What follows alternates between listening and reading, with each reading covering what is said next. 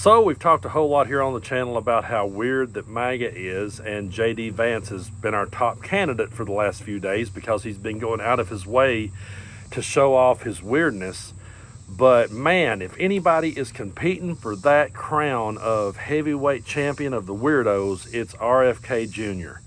And I think he may, in all fairness, he may have just defeated JD Vance. He may be the new reigning king of the weirdos, because this video I'm about to show you, folks, and I'm going to have to break it up into parts so that we can talk about it. But this video I'm about to show you is one of the most insane things that I've ever seen, to the point that when it was first sent to me, I questioned if it was AI. I questioned if it was even real. I don't know if they could actually come up with AI to replicate RFK Jr.'s voice, but that's another story. I really gave it the benefit of the doubt and thought, this is crazy. And I even questioned if this was really Roseanne looking at him like he's losing his mind. And folks, this is real. If you've not seen it, just brace and tell me who the heavyweight champ of the weirdos is when this is over with. Take a look. People falconing up in Goshen, New York, up in the Hudson Valley.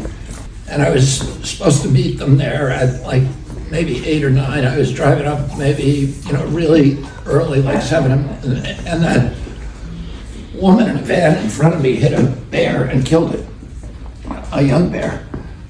So I pulled over and I picked up the bear and put him in the back of my van because I was going to skin the bear, and it was very good condition, and I was going to put the meat in my refrigerator. And you can do that in New York State. You can get a bear tag for a roadkill bear. And so then we went hawking, and I had the bear in my car.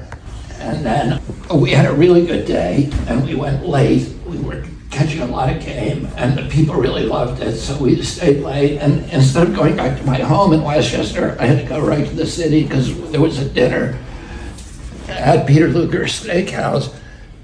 And at the end of the dinner, it went late, and I realized I couldn't go home. I had to go to the airport. And the bear was in my car, and I didn't want to leave the bear in the car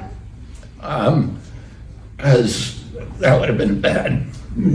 So then I thought, at that time, this was a little bit of the redneck in me.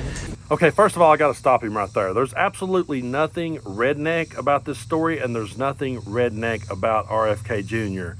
This is just absolutely the weirdest thing that I've ever heard. Now, is it common around these parts for someone to see a deer on the side of the road that's fresh roadkill, get it tagged, take it home, put it in the freezer? Yeah, that happens here in East Tennessee all the time. Okay, so I'm not saying that don't happen, but what he does next, folks, is just weird. Take a look. There'd been a series of bicycle accidents in New York. They had just put in the bike lanes, and saw a couple of people had gotten killed, and it was every day, and people had gotten badly injured. Every day it was in the press. And so I thought, I wasn't drinking, of course, but people were drinking with me who thought this was a good idea. And I said, well, I had an old bike in my car that somebody had asked me to get rid of it. I said, let's go put the bear in Central Park and we'll make it look like he got hit by a bike. It'll be funny for people. So everybody thought that's a great idea. So we went and did that, and we thought it would be amusing for whoever found it or something. The next day, it was like, it was on every television station. It was the front page of every paper, and I turned on the TV, and there was like a mile of yellow tape, and there were 20 cop cars. There were helicopters flying over it. And I was like, oh my God, what did I do? And then there was some people on TV in Tyvek suits with gloves on lifting up the bike, and they were saying they're going to take this up to Albany to get a fingerprinted. And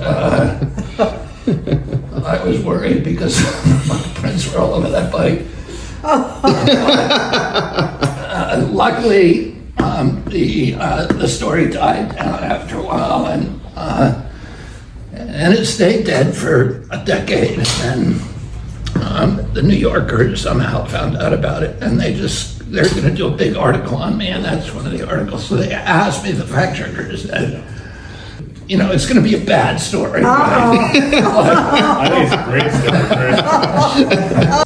Folks, I really don't even know where to start on this one, but I guess I could start right here. When you got Roseanne Barr looking at you like you're crazy, when Roseanne looks nervous as you're telling the story, and you could tell at one point it's like she's dreading what's about to come out of his mouth next.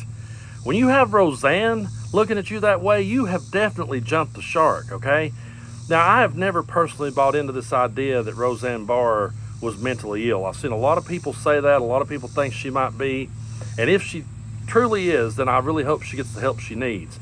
But I've always felt like that Roseanne was a comedic actor who saw a grift and went for it. Roseanne knows how to work an audience. She knows how to work a crowd. She knows how to get a reaction out of people.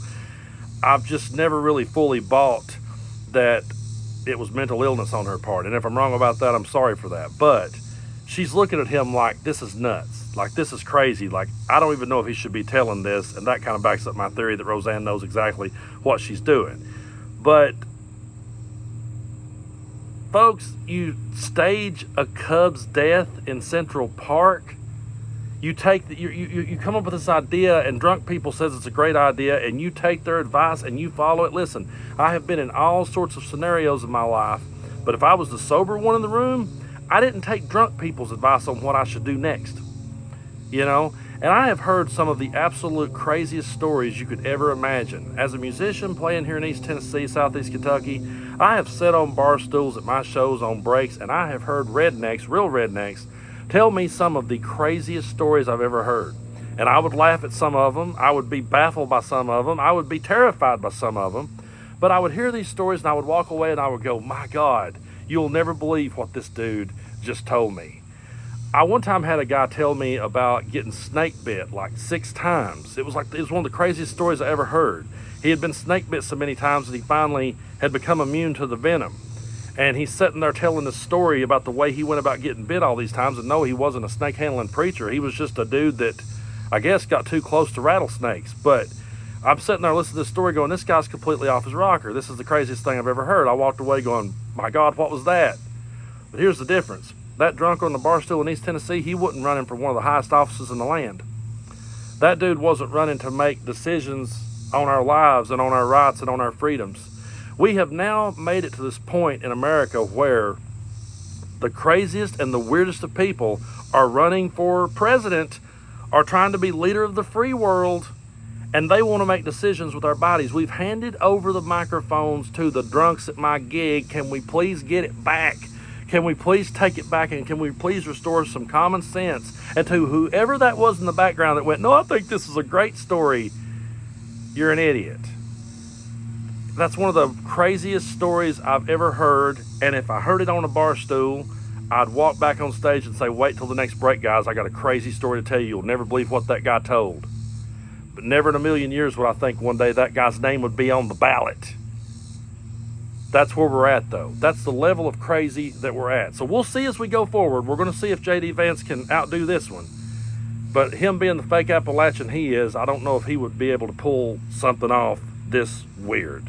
But right now, as it stands, I'm going to go ahead and declare RFK Jr. the heavyweight champion of the weirdos, and we will see if J.D. Vance or Trump can one-up it in the future. But that's going to be a tough one to beat.